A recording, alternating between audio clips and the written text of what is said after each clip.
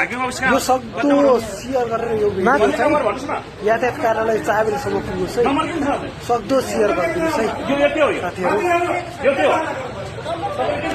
यिनीहरूको दादागिरी कस्तो छ हेर्नु न, जहाँ गए पनि सरकारी कर्मचारीको दादागिरी हेर्नुहोस् के। यो दाइलाई चाहिँ सोलुट छ है दाइ, तपाईँ जस्तो मान्छे देशले खोजेको छ।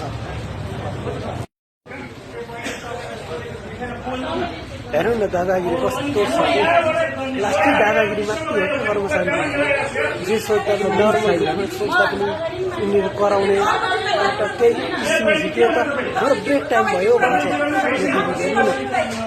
यो दिदीले ब्रेक टाइम भयो भन्छ, यस्तो पनि हुन्छ यातायातमा पनि।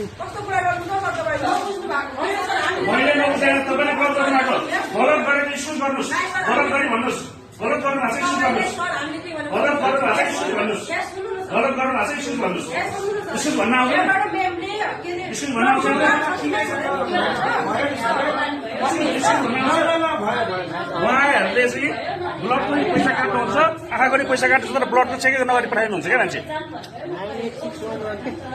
50 रुपियाँ चाहिँ उहाँहरूले सिधैमा लिइरहनु भएको छ अहिले।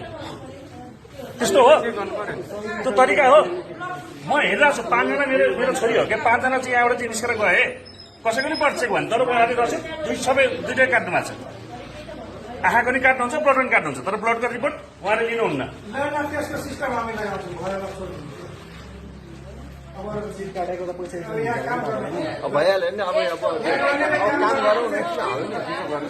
डिस्टर्ब होइन नि सर, यो त चेक गर्नु पर्यो नि। 200, 500 कतिजना 50 रुपियाँले कतिजना कति कलेक्सन गर्छ यिनीहरूले, कति पैसाको दिनमा कलेक्सन गर्छ। यही हो सुशासन।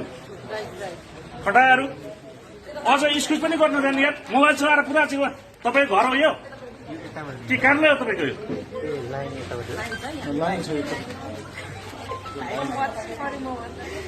तरिका हुन्छ नि,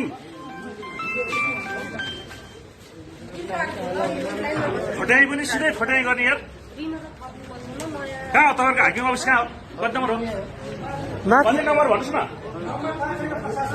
नम्बर किन थाहा? यो के हो? यो के हो?